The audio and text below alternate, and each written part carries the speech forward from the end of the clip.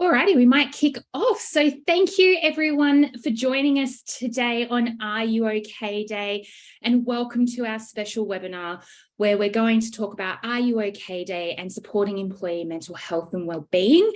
My name's Lauren Berry. I'm the People and Culture Manager here at Employment Hero, and I'm very glad to be joined today by our Head of Learning and Development, Garth Byrne, who is waving on the screen now. We're both really excited to bring this session to you, as it is something that we're both very passionate about and interacts with everything that we both do from a P&C perspective and a learning and development perspective. So we're very excited to have you join us today in the webinar.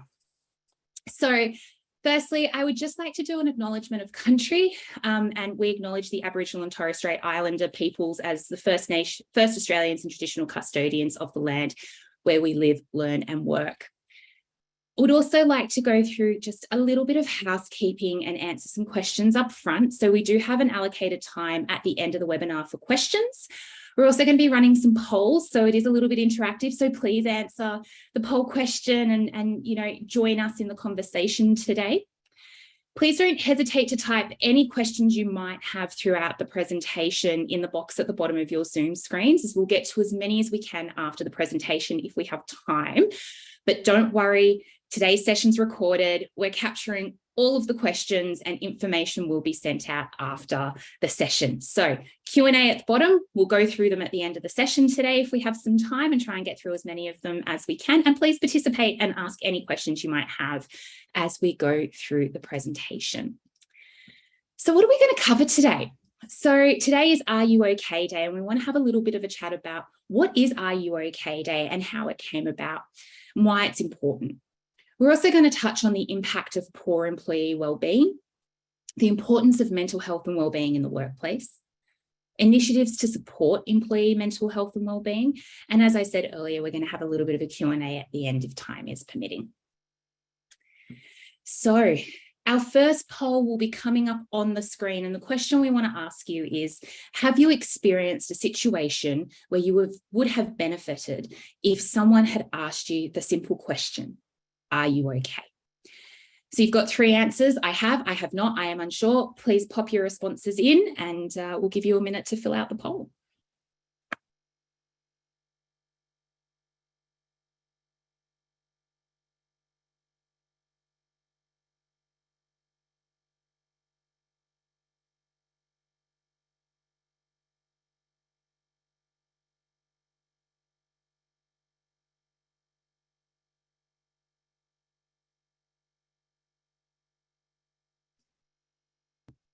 Excellent. So the results are in, and 78% of people have said that have you experienced a situation where you would have benefited from someone asking you, are you okay?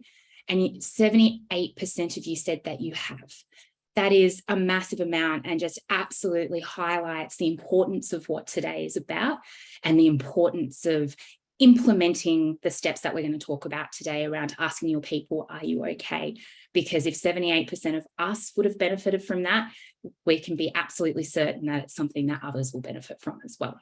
So today, what is Are You OK Day, and the power of people meaningfully connecting and lending support at work? So as we've seen from that poll, 78% of people really would have benefited from something like this. And we spend most of our time at work. And so it's really important that as organisations and people and culture leaders and leaders in our business, we engage in this and start to destigmatise the issues around mental health and the need for support. We want to make sure that our workplaces are a place where asking the question, are you okay, can have the impact it needs, and is in fact embedded across all of our workplaces.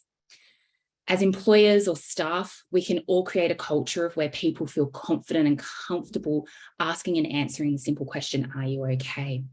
Sometimes I think we still feel that there's a stigma. So a lot of what today is about is making sure that we ask the questions so that we can build that culture and build that trust and rapport that we need to be able to start having the right conversations.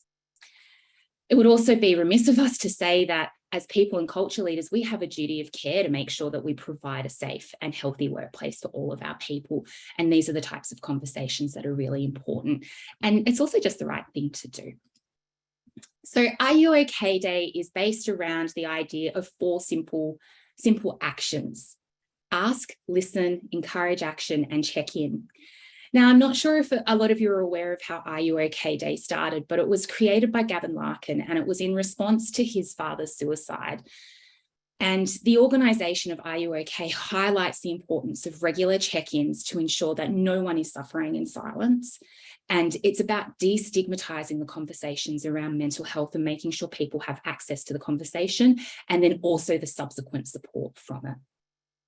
Since its inception, it's become an important day for all of our businesses and all of us in Australia and beyond to be able to stop and consider and ask the people around us, are you okay? So just as we spoke about, the mission is to inspire and empower everyone to have meaningful connection in the workplace and to help provide support to those around them, particularly those who are going through tough times. So it's a national day of action where we remind everybody that it's okay to ask these questions and engage in these simple tasks.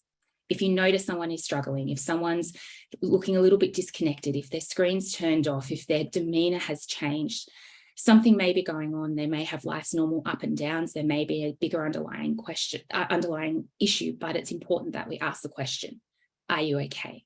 We listen to what they're saying. We encourage them to take action by providing them with some of the support mechanisms that you can see on your screen now. And we also then check in with them. The 4 practical steps of this is some of the most powerful steps that you can take as a business and as individuals to help destigmatize mental health and the action for asking for help, because there is still a big stigma around it. It's about creating that psychological safety in our workplaces. So let's now talk about why it's important and the impact this has on our employees' health and well-being. So we're going to now have a little bit of a conversation around the impact of poor employee mental health. As I said earlier, we spend 1/3 of our lives at work. For those of you who enjoy maths, that's about 90,000 hours of our lives. That's a lot of time. That is a significant amount of time that we're at work. But because we spend so much of our lives at work, it's actually not really a surprise that changes in mental health will spill into our working lives. As we're all, as well as affecting the individual personally, poor mental health and wellbeing can result in that knock-on effect that you can experience in the company, impact company productivity, morale, and engagement. So it's not only about making sure that we're having the right conversations with the individuals who may be suffering, but also making sure that we've got the mechanisms and infrastructure in place, because it does affect the people around them. People see when people are struggling, and it's about making sure that everybody understands it's safe, there's support, and we're collectively in this together. So what are some of the signs that you can look for of poor mental health in the workplace? They are intertwined. So some of the things as leaders you may, and managers and people and culture professionals, you may be, know some of these concepts, but they're really important to understand in the context of mental health and wellbeing as well. Presenteeism is a really big one. And presenteeism is the lack of productivity shown by someone when they're actually working. They may be at work, but they're not effective. They're not engaging. They're there, but it's almost like they're absent. Presenteeism is really costly to both employees and employers. Uncharacteristic errors, disengagement, a lack of motivation from their employees, they're all signs of presenteeism, and it is an issue in the workplace and something to think about if you've seen that change in your people. Absenteeism is another one that we're quite aware of sometimes, where someone may have an unplanned absence and involves a short-term absence, and it could be induced by stress, burnout, injury, or illness. So they're not actually at work. And you may also see some uncharacteristic changes in behaviours. So it may be, as we said, errors in tasks, not being engaged. In a remote workforce like Employment Hero, for us, that might look like someone who normally talks and is bubbly in a team meeting may become reserved or have their camera turned off when it's normally turned on. They may not engage with co-workers and a general lack of motivation. So they're all little triggers that we need to be aware of so that we can start asking the right questions and instigating the conversation. The Centers for Disease Control and Prevention cites work-related stress as the leading workplace health problem and a significant occupational health risk. And I just want us to think about that for a moment. If our people are stressed, they're not productive, and also it impacts them in significant ways. And it is actually a health risk, and we have a duty of care. So we've talked about why it's important. So I want to talk about the importance of wellbeing. So we've talked about the impact and what some of the things we need to look out for. But why is employee wellbeing really important? Well, wellbeing is the holistic understanding of a person's physical, emotional, mental, and social state. We're not all broken up into one bit and piece when we come to work. It's not our work lives and our personal lives. We are a whole being. So it's about understanding that holistic nature.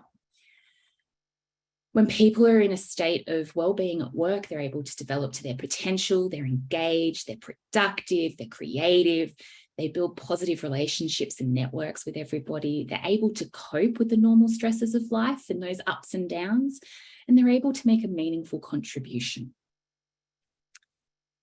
When you're trying to improve employee well-being, we do need to focus on aspects that are largely impacted or determined by workplace factors. So, as organizations, we need to make sure that what we're doing, we can do in that workplace context.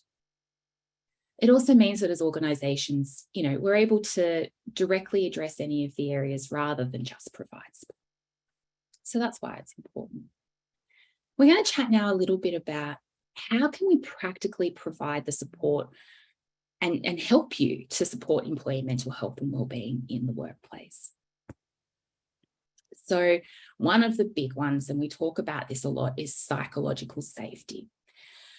To build a psychologically safe environment for your team, we really do need to recognize the role we play in creating psychological safety. In times of change and uncertainty, which I'm sure we all know has been basically the last 2 years, employees do need to feel safe and have a safe space which provides a sense of comfort and security. And now more than ever, it's the time to reflect on the areas of your workplace that need improvement. That's also what today is about. How do we create that psychologically safe workplace? So one of the first steps to creating an employee wellbeing program or steps to address employee wellbeing in the workplace is really to ensure that you do have psychological safety. People need to feel comfortable. If you're asking the question, people need to feel comfortable to be able to respond. And that's really important. It's absolutely imperative to build this psychological safe environment. And it's the first and foremost thing that we need to do, because unless you have that, it's really hard to implement about a wellbeing plan and to start thinking about it, because it may not have the impact that you're actually looking for it to have. So what are some ways that we can create psychological safety in your environment in the workplace? So it really is about changing the mindset around failure. It's okay to fail. It's a learning opportunity. And it's not about failing. It's about how do we solve the next steps and how do we learn? Show trust and respect to those around you. Make sure that they know that they're trusted in what they're doing. They're trusted in their knowledge and their actions, and they're accountable for that as well. Embrace positive conflict. Not all conflict is bad. A difference of opinions is not bad. Diversity of thought is actually really important for organizations, and it actually is what makes us stronger and better as organizations as well.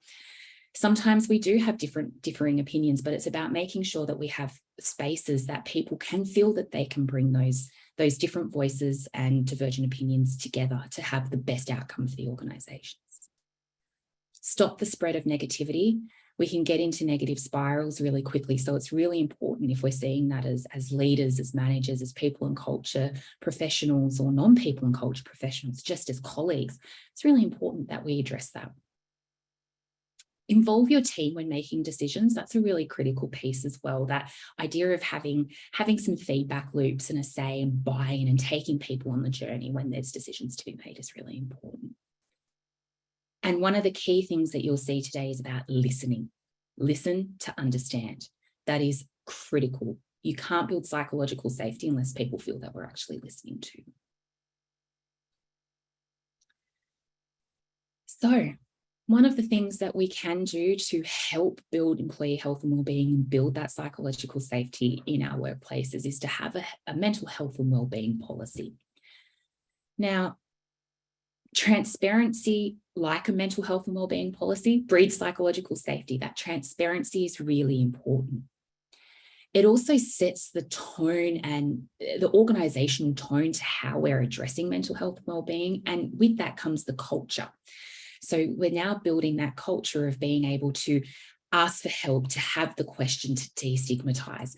And that's the foundation of your why a wellbeing policy is really important.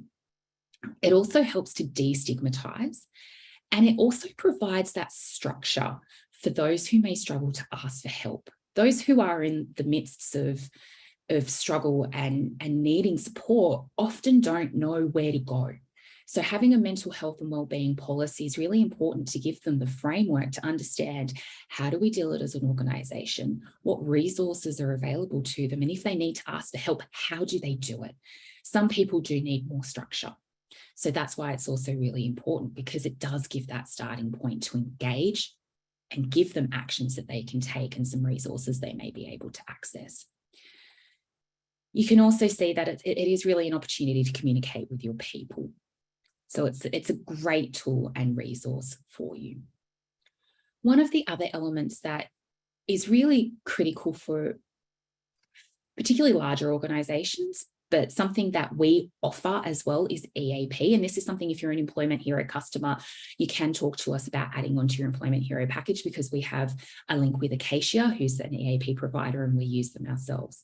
But EAP stands for an Employee Assistance Program. And it's really a support mechanism that is external to your organisation. And it's a program that allows people to go and ask for help at a third-party provider. Now, as I said, we use Acacia, which is the provider we help support for all of our customers as well. And when someone comes to us and says, I need support, we always offer EAP because it's confidential. It's free for them to use, and it's also a third party. So sometimes people aren't ready to have that conversation in the workplace yet. I think one of the other things to really highlight for EAP is that we offer it to immediate family and friends. And quite often I have a conversation with an individual that says, make sure you give that to your partner, make sure you give it to your kids, because if you don't know what you need for support, they may not know either. So it's a resource for the immediate family, particularly when there is something emergent happening. But it's designed to provide support for mental health and wellbeing. It's not just for that, it's also for work and personal related issues. And it's also really important that as managers, if you do have access to an EAP, you reach out as well and ask how you can support. It is a mechanism for everybody. But the important things to remember about EAP, it's confidential, it's free, and it's a third party. So I've kind of spoken through this a lot already, but by offering your staff additional support, it shows that your business values and cares about their people. You can values and cares about their people, because the type of conversations that we're having, they're never easy, and it also isn't easy to ask for support. So it's a way for them to engage in needing that support. It also may give them some tips on how to come to you to ask for additional help. You can provide the support they need to be happy, healthy, productive, not just today on Are You OK Day, but for the entire year. And research shows that having an EAP doesn't just benefit those who use it, it also increases the morale and productivity and loyalty of those who don't. But like I said, EAP, it's one thing to just note is that EAP is bridging the gap. Some employees will need specialised or additional support, but EAP is also a mechanism to help them find that as well. So I'm now going to hand over to Garth, who's going to take you through some other elements that may be able to help you on the path to creating a psychologically safe workplace and implementing a wellbeing program for your people. Garth, over to you. Thank you so much, Lauren. Thank you. And perfect handover for the head of L&D to kick off with learning and development. So what better way to show your employees you care about their well-being than by providing them with opportunities for growth, education, awareness, and development.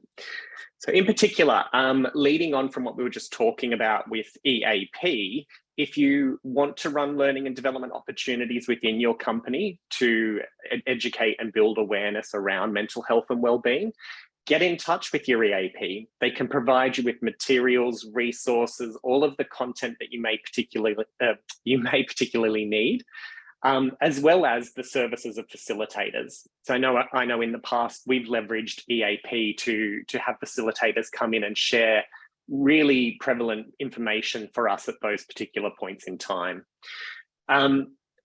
There are a lot of incredible free resources as well. So definitely have a look at the Are You OK Day website for a lot more content, tools, materials, and resources.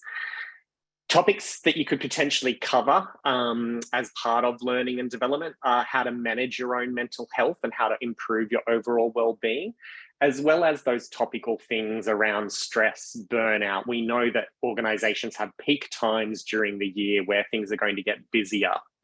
And being mindful that that's going to have an impact on our employees' mental health and well-being. I'd hit that too hard. I'd also recommend that if you're using the Employment Hero platform, we have a fantastic LMS or learning management system built into that has over 80,000 different skills, topics, and resources on it.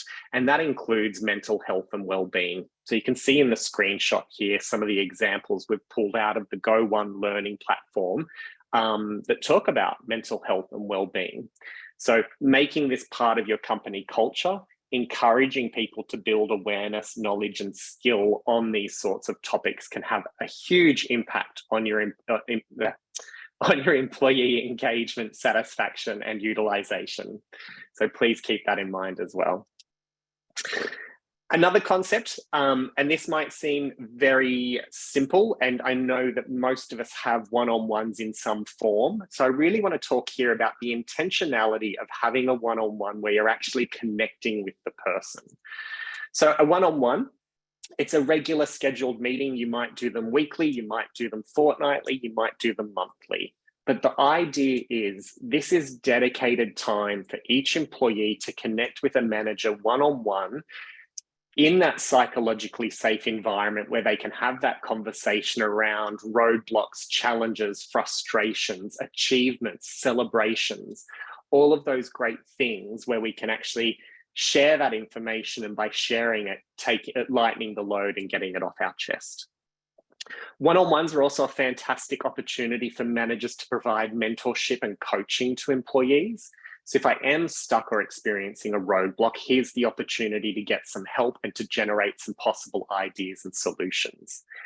Again, a one-on-one goes beyond that open door policy of just being available. This is a dedicated, regular, reoccurring meeting that is purely there for the benefit of the employee. They own it, they control it, it's theirs to talk about what they need. And of course, it's our responsibility to encourage, motivate, coach, mentor, and support. Tips for beginning or facilitating your one-on-ones. As I said, it's a dedicated time for the employee. So if you're a manager, your role is more around asking questions. And we recommend starting with open-ended questions that are focused on the employee. Questions like, how are they feeling? What's going on for them? How can I provide more support? What would you like to talk about today? And keeping it regular so that I always start my meetings with those types of questions. They become expected. So therefore, I'm more likely to open up and share. Lauren already touched on the importance of listening, and I'm going to reinforce it here. It's pointless to have a one-on-one if we're not going to listen to those frustrations, roadblocks, and challenges, and the celebrations and achievements. So employees want to see us taking that information on board, and it's being used to drive successful behavior change or process change within the organization to make things better.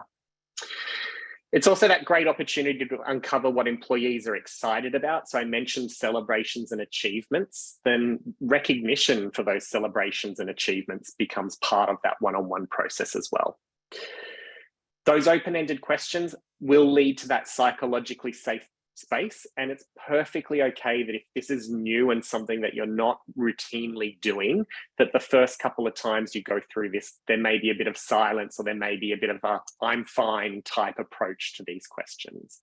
But remember, it's the repetition, the regularity of opening one-on-ones in this way, as well as being vulnerable and sharing some of our own experiences, challenges, and roadblocks, and what we've been doing to work around them. So role modeling what you want to see out of those questions. From an employee point of view, some great tips here, and something that I as an employee could definitely benefit from doing a lot more of, being more prepared for your one-on-one. So setting aside time prior to that one-on-one conversation to actually think through, what do you want to talk about? What's really important for me to express and question or bring up in my one-on-one with my manager? So creating an agenda of the topics and sending them to the manager pre-meeting so that they can come prepared to talk about those topics as well. If you're feeling frustrated or blocked or excited and happy, then these are the things that you might want to focus in on in your conversation. And I'd always recommend bringing potential solutions, especially when we're talking about roadblocks and challenges. So we don't want to turn the one-on-one into dumping of problems and removing our own accountability and ownership, but coming in with some ideas and suggestions and then sharing those and building on those with your manager. Also remain open to where the conversation can go. We might go in with a set list of topics, but it's also okay to deviate from that list of topics if it's called for in the moment. So something comes up, we've just uncovered a topic that I'm frustrated or find challenging. Let's explore it. Don't put it off. So an element of flexibility in your one-on-ones will make them much more effective. The last tip there I'd say is always ask for the help that you need. So this may mean that you need to take it away and think about it for a while. So you're going to follow it up in an email or a Slack message, or maybe I'll catch up with you in a corridor conversation. But if you're not asking for the help and what support that you need, it makes it very hard for people to be able to provide that help and support to you. It's okay to ask for help. I know it's something we're all uncomfortable with, but keep in mind that we're all there to support. Some other tips, we talk about mixing up your one-on-ones. So it doesn't have to always be the same setting, same location, or same time. The regularity, yes, we want to do them on a regular frequency, but we want to add a little bit of flexibility, adaptability to the way that we have our one-on-ones. So you might want to add in to your regular one-on-ones coaching sessions. So there might be a particular topic you want to deep dive into, and you could do that on a monthly basis. Having quarterly reviews of projects and goals. So goal setting, it's important to check in on those on a frequent basis, and quarterly is a great time period to do that because we've got enough to talk about in terms of achievements, roadblocks, and challenges. Dedicated career development conversations are another fantastic way to show employees that we care about them as a person and their future within our companies. So asking where they want to go, what are their aspirations, what are their dream jobs that we want to help them get to. I love these tips as well around walking meetings or a coffee meeting. So that's breaking up again that same situation. Especially if you're working in a hybrid or a remote environment. So yeah, grab a coffee, change the room that you're sitting in, or go for a walk, make it a video-free meeting. We're just using audio. So exercising and getting some fresh air. And team building. So it's a great way to, especially in team meetings where you've got groups of people, honing in on topics where you get to know each other to a deeper level. So the next tip, linking in from learning and development and one-on-ones, and we touched on it very briefly in one-on-ones, is recognition and reward. So some really great information in here around the importance of recognition and reward. So the deepest craving in human nature is to feel appreciated. And I know that for many of us, how we like to be appreciated can vary, but we all have in common the fact that we like to know we're doing well, and that what we're contributing is having an impact and is being recognized. So deepest craving in human nature is to feel appreciated. Oh, I'm going the wrong way. So how does recognition and reward affect employee well-being? Those simple elements of acknowledgement, thanking people, are beneficial to a person's mental health and well-being. So that simple act of saying, I see you, I recognize what you've done, and I'm thankful that you've done it, is huge. Knowing your employees to a deep level as well means that we know how they like to be appreciated. Some of us like a bit of public recognition, some of us like it private. So knowing your employees to a deep level will ensure that you're using the right types of recognition for individuals. Recognition and reward creates that culture where employees will have psychological safety. So I know when we come into these one-on-ones, or I know when I interact with my manager, that I get that recognition of my contributions. So I feel safe in these conversations, because it's not just going to be that negative conversation where I'm constantly being told what I'm not doing right. So that fantastic balance between positive recognition as well as those reinforcers of where we can do better. Interesting stat for you. Did you know that 52% of employees in Australia feel more productive at work when they receive praise and recognition? So that's more than half of our workforce feel like they can go further, do more, achieve more if they have that simple act of recognition. And I think that's a huge number. So let's delve into that a little further. Again, if you're using the Employment Hero platform, we have some great built-in ways that allow you to reward and recognize employees. And we can do that through our shout out function on the dashboard. So a shout out is just a nice public thank you that calls attention to a particular person or group of people for an effort or a contribution that they've made.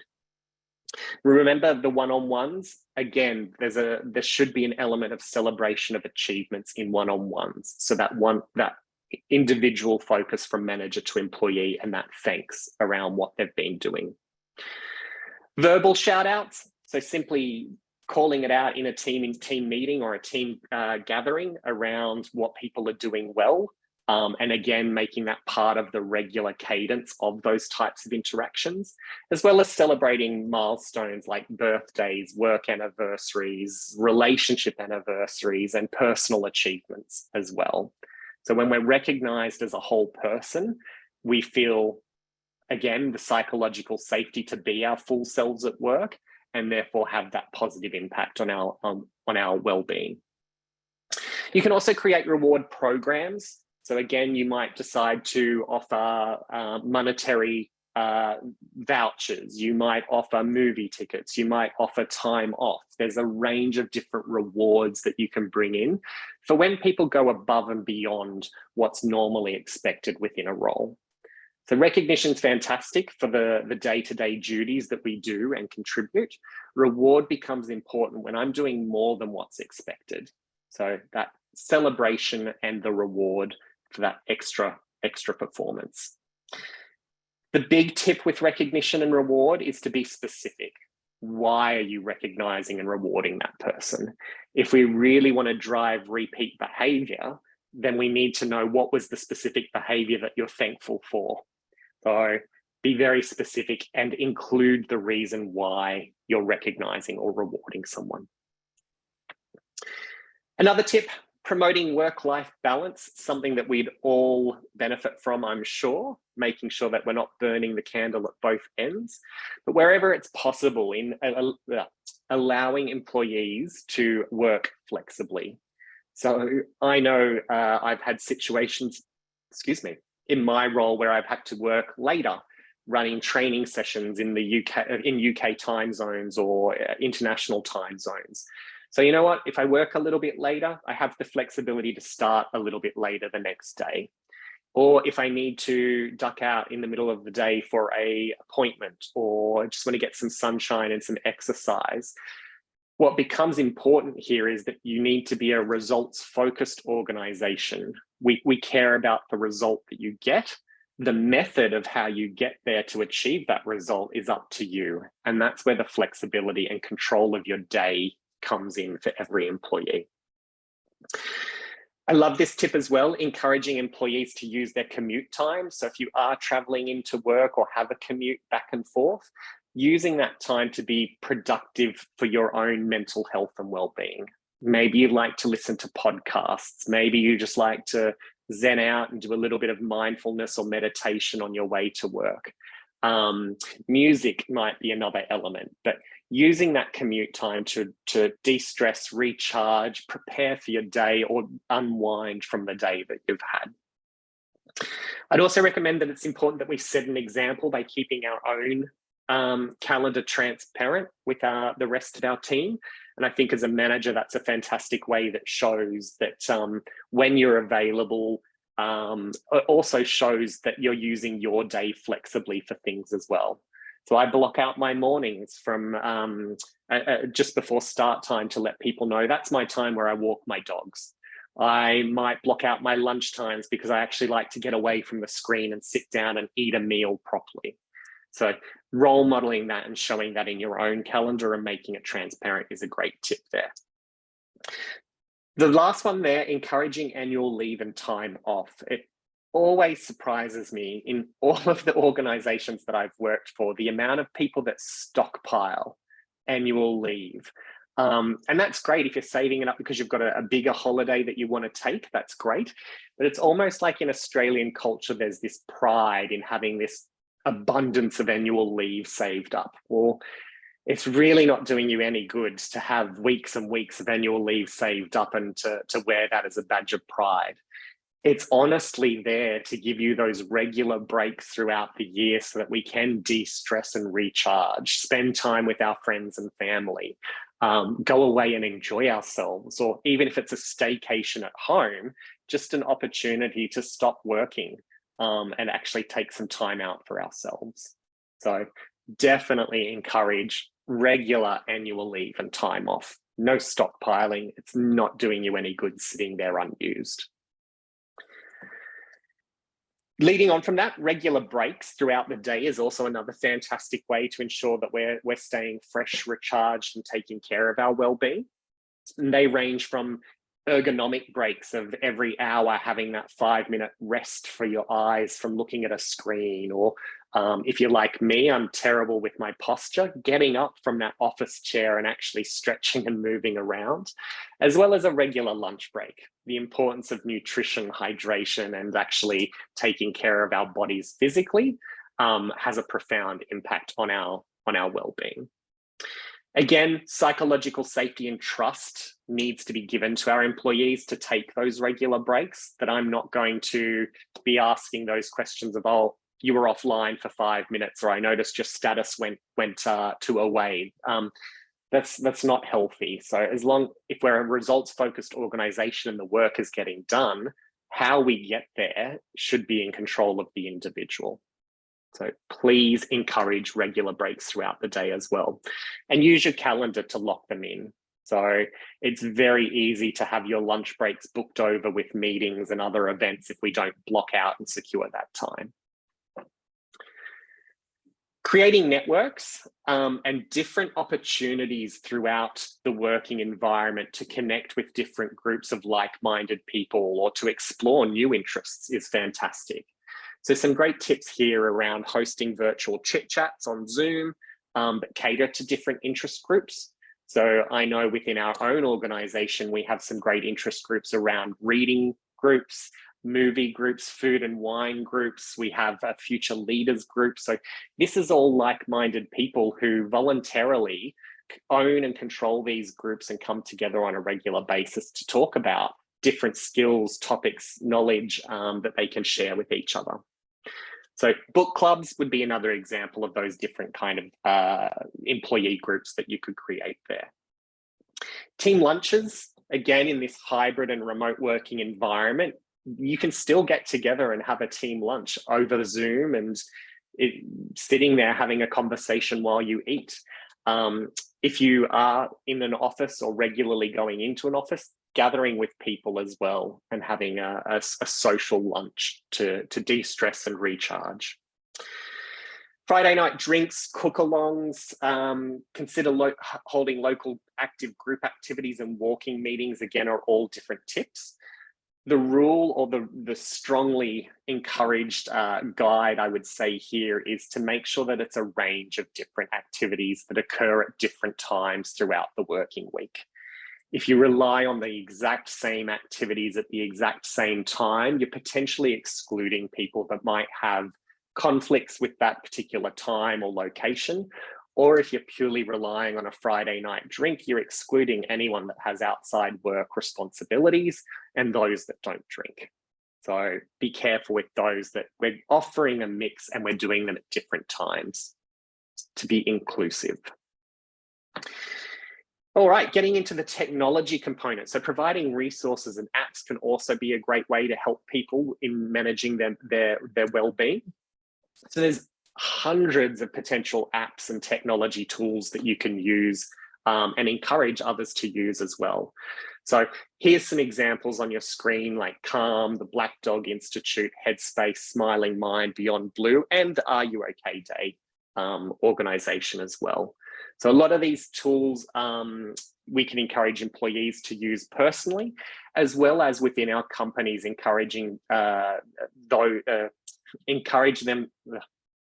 My brain is going way too quick for my mouth, sorry. Encouraging them to become part of the company culture and perhaps offering these as benefits to employees as well. So having a dedicated resource or an app that you encourage within your organization. So we will share more information within this deck around these at the end.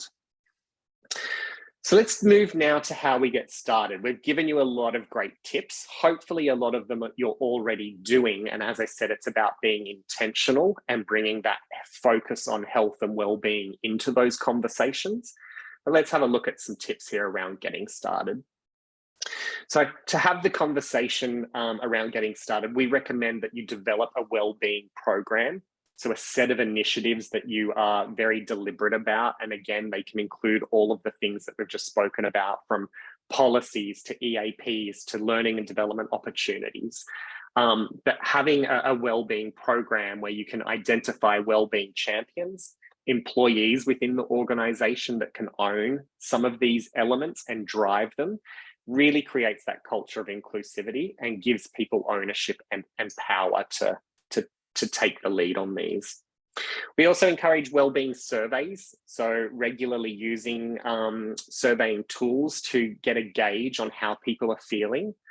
I mentioned earlier on that we know there's peak times throughout the year where we become more stressed or more busy, and therefore knowing where those peaks are can be uncovered through an engagement survey.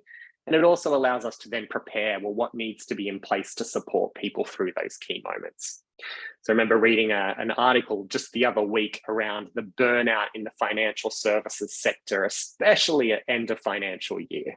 That's a crazy time for those people. So a wellbeing program and engagement surveys would have uncovered that, and we could put actions in place to counteract. All right, we're going to open up another poll. So poll number 2, after everything that Lauren and I have shared with you today, we'd love to know, do you feel motivated to make a change and to implement some of these initiatives? Doesn't have to be all of them, but are you motivated to start making a change? Take a moment, pop your response in, and then we'll have a look at the results.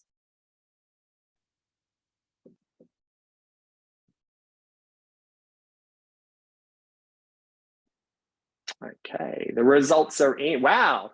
So 97%, so that's 201 people out of the 207 have said yes, they are motivated to make a change. And that absolutely excites and motivates me. It means that we're talking the right language, we're focused on the right things, and we're actually prepared to help and support people. So love it. Thank you so much. Let's have a look now. Get my slides sorted out. Let's have a change of pace now and get into the Q&A component of our session. So feel free to pop your questions into the chat function. We will go through them and start to answer them. And we'll open that up now. Cool. So the first question we have here is, why is the session scheduled today, as it seems as though it's not timely, but appreciated? Would have been better yesterday. That way we could prepare in advance. Great question. Excuse me, and feel free to jump in, Lauren. From my perspective, the reason why the session was today, yesterday being Are You OK Day, we know there's a lot of events, there's a lot of awareness building. Today's session was really to focus in on tips and things that we could start to implement within our organization. So I think from a learning perspective, it's always important to give people time to absorb information. And then if we're asking you to move to action, following that up as close as possible. So that's our reasoning for placing. I completely agree with that, Garth. And I think the other thing to add as well is that implementing the actions from Are You OK Day shouldn't just be around one day a year. This is about systemic change within our organizations to build psychological safety, a culture of trust, and reaching out for support. So these hopefully are tips that you can implement at any time in the year, regardless of whether it's Are You OK Day or not. It's just really nice and timely to go, you've absorbed all the information from yesterday, as Garth has said, but now how do we actually take what we've done from yesterday and implement it so that we can build on it and move forward with it? Great, thank you. So another question here was, could you also share the cost of the EAP for a premium subscriber? I'm not sure, Lauren, if you know the costs. I'm not sure of the cost either. So what I would encourage anyone, I also saw a question in there around Go One as well. So what I would say is, if you have any questions around our add-ons with Acacia EAP or Go One, reach out to our sales or support teams and they'll be able to put you in touch with the right person to get the answers that you're looking for. All of the information on how to get in touch with us is on our website. Yeah. And I did notice the question there as well around some of the learning content. So just to clarify, with the Go One platform, you have access to it. There is what we call free content on the Go One platform. And then there is also premium providers who have an additional cost for providing that content. So some content will be free. Some of it will be part of the premium package where you need to pay to have access to that. Another question, can this be challenging to have a one-on-one if the member of HR, say, was younger and newer than the employee? And would you just recommend that you keep having the regular one-on-one until trust and communication is informed? Yeah, great question. I think it's important that one-on-one would be regular and continue to build that trust. And as I said, yes, it can take time with different individuals. But reverse mentoring, so the age factor of a younger person holding a one-on-one for an older employee, that shouldn't be a factor. We can still learn from each other. But I would recommend as a tip, using those types of one-on-ones to reverse mentor. What can they teach you and what can you teach them? And maybe setting that as a topic for each one-on-one around bringing a key piece of learning that we want to share with each other. But bringing it to more of a peer level rather than a hierarchical level of boss employee or boss subordinate. Anything to add, Lauren? No, I think you've covered it all quite nicely. There is a great question here from someone a little bit further down, and it's, do you have any suggestions of engaging activities or events we could run with employees to raise awareness for mental health? And I think for me personally, that's a fantastic question. And that's what today is all about, is how do you actually start the conversation? So one of the things that we did this week as an organisation was we brought in a speaker, and we had that as an optional activity that everybody could join to hear from somebody else's perspective outside of the organisation why it was important and the impact that it had on them. That's something that I've seen in quite a few organisations that I've worked in. Some other tips could be, as we said, to implement the wellbeing program, and you can put put some structure in place on how they can get in touch with you. You could also do, if you're a HR professional, a listening hour and block it out in your diary and send it out to everybody to say that if you've got a question or if you want to have a chat, this is some time dedicated in my diary for you to come and have a conversation with me, because not everybody may want to engage in a large group. Some may want one-to-one time. As Garth said, reach out to your EAP program. They have lots of different resources and activities that you could implement in the organization. But it could also just be have a coffee chat, set something up in the diary. I used to do donut days at different organizations where everyone came around, grabbed a donut and coffee and had a chat. So sometimes just those small interactions can help build the culture where you have a theme and a conversation, but it's a little less intimidating. What do you think, Garth? Anything else that we could provide as some tips? No, I think you've covered most. Yeah, I think you're good there. There is a question here from Keisha. Can we do employee shout outs for milestones through the Employment Hero platform? Yes, definitely. So you can shout out for any type of milestone and achievement, as long as we're being consistent and applying it fairly across the You can also set up hero dollars for anniversaries and birthdays as an example as well. And absolutely, we use our platform for that as well. We do an announcement or a shout out for any big milestone. So get in there and do it. Yeah.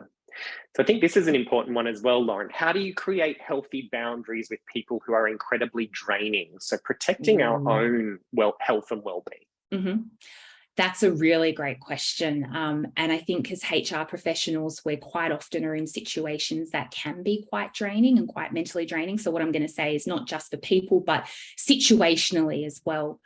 Some of the things that I put in place is I have a set room that I go to have a conversation. Sometimes I need to change my environment to have a conversation with an individual if it's going to be really draining, because for me, that changes my mindset and allows me to do it. To have it effectively, right? Because you don't want to not have an effective conversation if it's particularly a challenging one. One of the other things I do is I'm an introvert. So quite often I need to step away from my computer and have a moment to sit down with nothing around me and have a cup of coffee. So it's those mechanisms of how do you put that in place? The other thing that I would suggest if it's someone within your immediate reporting line or group, have a conversation around how you want to communicate, because it could be a misunderstanding of communication styles. So is it particularly draining because you kind of have different preferences and styles that may not necessarily be working towards one another? So can we implement some, guidelines or rules of engagement of how we're going to interact with one another so that we both get the most out of that out of that conversation? And I think sometimes it's about having an open and honest conversation with them to say, my experience is this, what is your experience, and come to the table to find a solution together. Have I missed anything there? I would just add two more things. One, I would make sure that you're having your regular scheduled one-on-one, but maybe this individual would also benefit from one or two informal check-ins throughout the work week, and choosing to do those when you have the time and energy to focus with that person. And the second thing I would add is be very deliberate in your questioning. So coming back to those questions of what's the topic that you want to focus on, and what do you need from me? I have benefited from those questions where sometimes I just needed to let my manager know, I actually don't need a solution. I just need you to listen. I'm having a vent for the next 5 minutes. So that can be helpful as well. 100%. Yeah. Excuse me. So is there any training and support you could provide the wellbeing champions, particularly in a global organization, to help them engage with others around them, to reach out to them and have a chat? Great question. I would definitely encourage, again, leverage the resources available through your EAP provider. They can, as we said, they can come in and run specific training sessions on topics, and that could include training up wellness champions to coach, to mentor, to engage in dialogue or encourage conversation, as well as the Are You OK Day website with its great resources and tools as well. And I'd also just say, particularly in Australia, mental health first aid is something that's becoming quite popular now. So for any wellbeing champions, you might want to also pop them through that, just to give them the tools that they need to have the conversations if it's a particularly curly one. Yeah. Lauren, you might have an answer for this one. We use the templates for our policies and notice there is no mental health and wellbeing policy in the library. Can you please add one so we could roll it out to our employees? I will certainly take that feedback on board and feed it back into our customer experience team. So thank you for that shout out. But I hope that today as well has given you some starting points on what you can do and implement within your organisation without necessarily needing to have the full policy started. So don't delay, have those conversations, set up those talk times to have engagement with your teams. But I'll definitely take that one on board. Great. And what are some tips on getting the management team on board with wellbeing initiatives? So I will jump in with one that I think works fantastically, sponsorship. Any of your wellbeing initiatives should have a senior leader sponsor who sends out communications, whether it be through email or Slack, just to let the organisation what's going on. So upcoming training or upcoming events and initiatives. As well as that fantastic opportunity to get them to share some of their own personal stories, challenges, successes. So sponsorship, I think, is crucial. I agree. And I think also it's taking them on the journey as to the why. So there's a lot of research out there around why this is important and the impact that it will have for them. A lot of time business owners, the business is their baby, you know, it's what they've set up. And so it's about helping them understand that this will actually make us more successful. This will make us more productive, and this will have a higher engagement for our team. So taking them on that journey of the why as well, I find, is quite crucial. Yeah. Leading on from that as well, this great question around how do you evaluate leaders and managers' performance on managing their team's well-being? So I definitely say your regular employee engagement and happiness surveys will play a huge part here. Having that data to be able to show managers and leaders where we have potentially pockets of people within an organization that might have a very different sentiment around how they're thinking and feeling, and and attaching that to a manager and a leader's performance. So if I am managing a team and I'm consistently getting these low engagement scores, well, we should be having a conversation around that and what we could be doing differently to get a better change there. But engagement surveys and data should be used meaningfully to drive change. Absolutely. Sorry, I'm tripping over my words now. And I think it's important that don't just look at the data and make assumptions. Sometimes the data we get out of engagement surveys, you really get some valuable insight if you run a focus group, but you might need to do that with a neutral third party. So think about also how do because engagement surveys are absolutely critical, to Garth's point, but then how do you get the quantitative element from it drawn out? And sometimes it can be useful to run some focus groups and get some more ad hoc feedback. Yeah. Unfortunately, we're at time, and I know we've all probably got other commitments we need to get to. There is some more fantastic questions in the list there that we haven't gotten to yet. So what we will do is take those away, and Lauren and I will craft some responses or get in touch with the right people to provide those responses, and we will come back to you.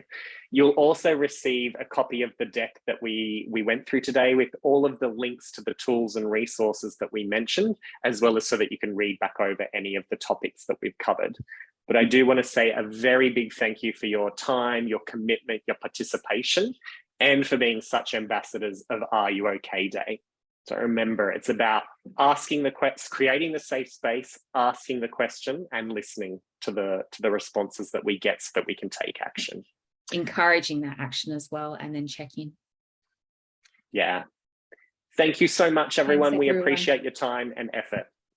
Thanks, everyone.